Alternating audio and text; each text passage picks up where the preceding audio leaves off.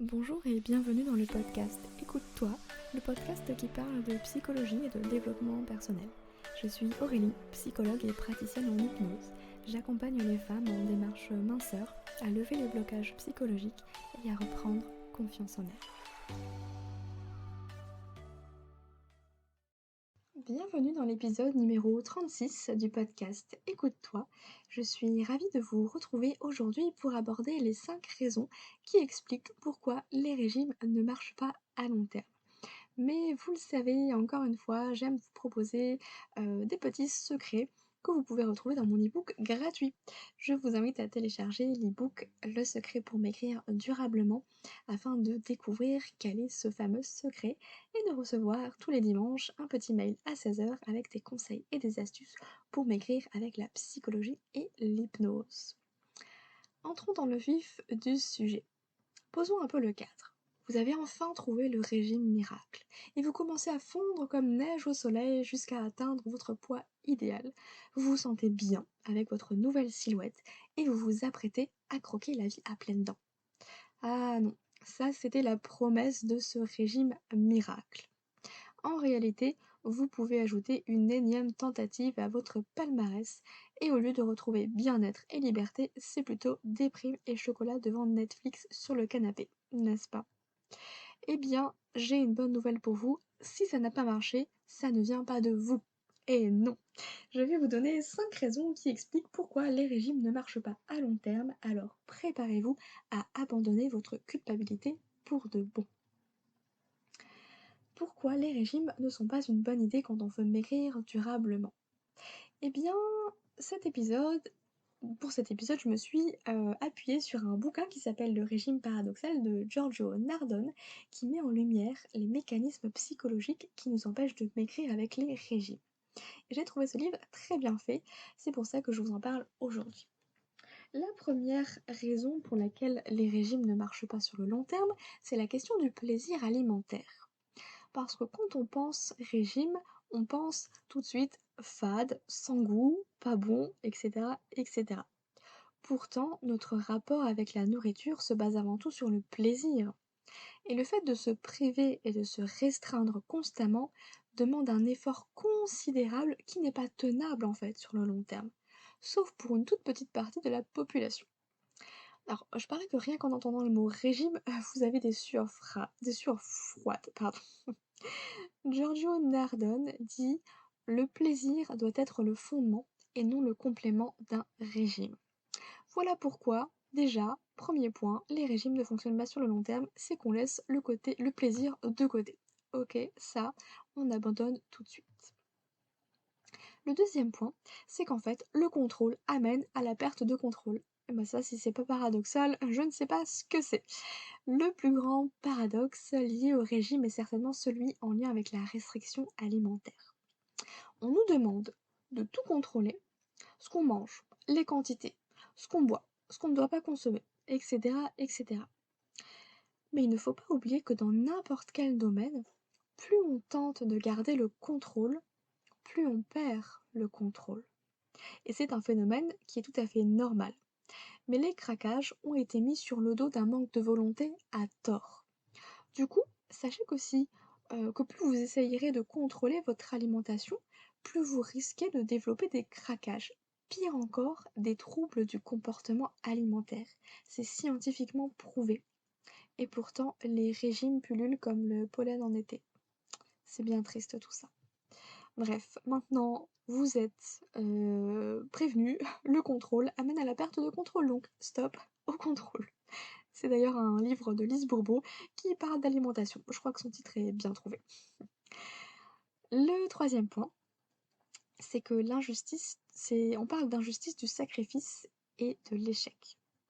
Est-ce que vous avez déjà baissé les bras suite à vos nombreux sacrifices qui n'ont pas donné de résultats sur la balance? Non seulement vous avez renoncé à votre dessert préféré, mais en plus votre poids n'a pas bougé d'un gramme. Voire pire, vous avez repris 2 kilos depuis que vous vous privez. L'effet rébellion est activé. Vous vous dites à quoi bon faire tous ces efforts s'ils ne sont pas récompensés et foutu pour foutu, vous mangez 3 tartes au citron dans la même soirée. Et ça se comprend.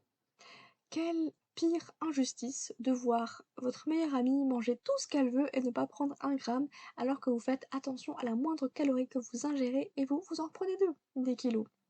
Injustice totale, et du coup, on baisse les bras. C'est tout à fait normal. C'est l'effet que provoquent les régimes. C'est bien pour ça que ça ne tient pas sur le long terme.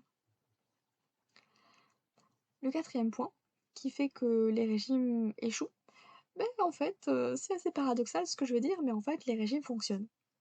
Au début. Et oui, je vais pas être médisante. Et vous avouez que tout de même, oui, les régimes fonctionnent. Tant que vous le tenez.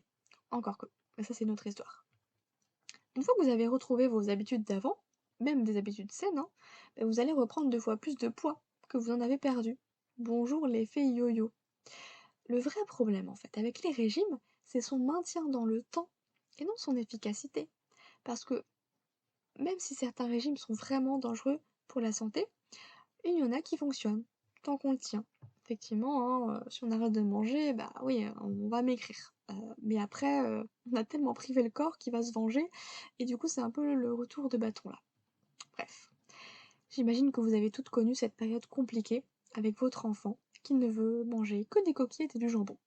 Et je parie même que votre enfant n'a même pas grossi, en dehors de sa croissance normale, j'entends, lors de cette période.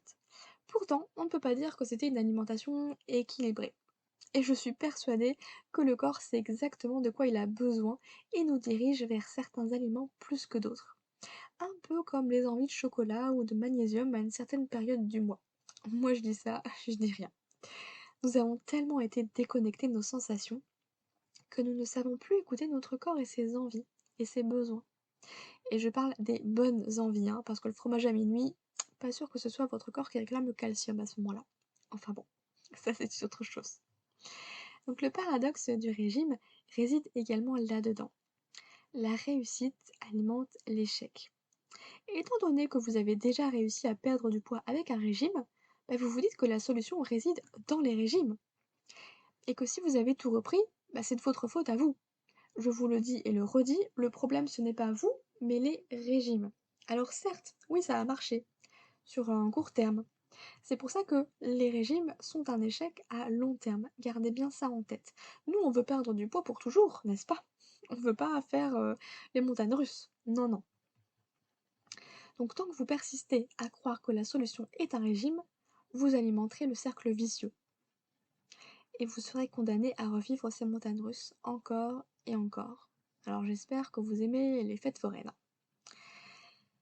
Le cinquième point, c'est qu'on est toutes différentes et qu'il n'y a pas qu'une seule solution. Regardez quelques secondes par la fenêtre et essayez de voir s'il y a d'autres personnes qui vous ressemblent. Alors, d'un point de vue extérieur, vous pourriez trouver quelques femmes qui vous ressemblent physiquement, mais nous ne sommes pas qu'un corps, nous sommes aussi un esprit. Nous fonctionnons toutes différemment. Alors pourquoi croire qu'il existe une solution qui fonctionne pour nous toutes? Je pense qu'il n'y a pas qu'une seule façon, qu'une seule bonne façon de maigrir. Il y a la vôtre. Je vois des collègues psychologues sur Instagram qui sont dans le même domaine que moi et je trouve leur travail formidable. Chacune a son approche, sa méthode, sa façon d'expliquer, etc. Et il faut que vous puissiez trouver la personne qui vous corresponde avant tout. Je parle beaucoup de psychologie et de perte de poids. Donc j'imagine que si vous êtes là, c'est parce que ça vous parle également. Une personne qui recherche des recettes healthy ne va pas aimer mon contenu puisque c'est pas ce qu'elle recherche. Et c'est ok. Malheureusement, il n'existe pas de pilule miracle. Et tant que vous pensez que la solution se trouve à l'extérieur de vous, eh bien vous allez tourner en rond. La solution, elle est en vous. Et nous, en tant que thérapeute, en tant que psychologue, on est là pour vous guider et pas pour vous apporter la solution. En effet, ce qui va marcher pour une personne ne va pas obligatoirement marcher pour une autre. Alors, osez prendre votre responsabilité pour faire des choix en accord avec vos valeurs. Vous verrez à quel point ça allège déjà le quotidien. J'espère que la question du plaisir et de la restriction alimentaire vous auront aidé à y voir plus clair et à vous déculpabiliser pour enfin sortir de ce cercle vicieux encore trop médiatisé. Pour faire un petit récap, voici les 5 raisons qui expliquent pourquoi les régimes ne marchent pas à long terme. Parce que on exclut le plaisir, alors que c'est le fondement même de l'alimentation. Parce que le contrôle amène à la perte de contrôle. Parce que l'injustice du sacrifice et de l'échec amène l'effet rébellion, et du coup, foutu pour foutu, bah on laisse tout tomber. Parce qu'en fait, les régimes fonctionnent au début, mais du coup, bah, c'est l'effet yo-yo sur le long terme. Et parce qu'on est toutes différentes et qu'il n'y a pas qu'une seule solution. Alors peut-être qu'un régime a déjà bien marché pour vous, bah ok. Si vous arrivez à maintenir cet équilibre alimentaire toute votre vie, soit, il n'y a aucun problème. Mais la question à vous poser, c'est est-ce que vous avez vraiment envie d'être au régime toute votre vie? C'est pas le but, c'est pas ce que je vous souhaite. En tout cas, si tout cela vous parle, sachez que l'Académie Mincir Autrement va désormais bientôt ouvrir ses portes dans un peu plus d'une semaine, dans 2 semaines, dans une semaine et demie pour être très, très précise. Donc si jamais ce message vous appelle, vous parle, sachez que dans l'Académie Mincir Autrement, on va vraiment travailler sur tous ces aspects du poids.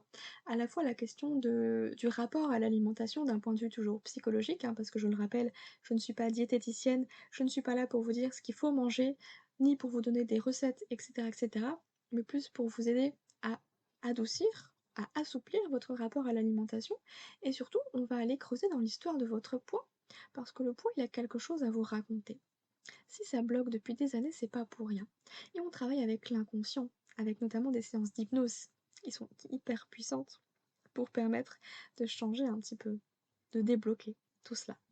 Donc vous avez la liste d'attente si jamais vous voulez être informé de l'ouverture des portes de l'académie, qui resteront ouvertes une semaine ou de grand maximum pour pouvoir rejoindre le programme où chaque mois vous découvrirez un nouveau contenu, des nouveaux exercices, des nouvelles séances d'hypnose et on va se retrouver tous ensemble autour de la parenthèse qui est un groupe de parole et un groupe de coaching en même temps. Bref, tout ça pour vous dire qu'on va bientôt ouvrir les portes, donc n'hésitez pas à rester dans les parages.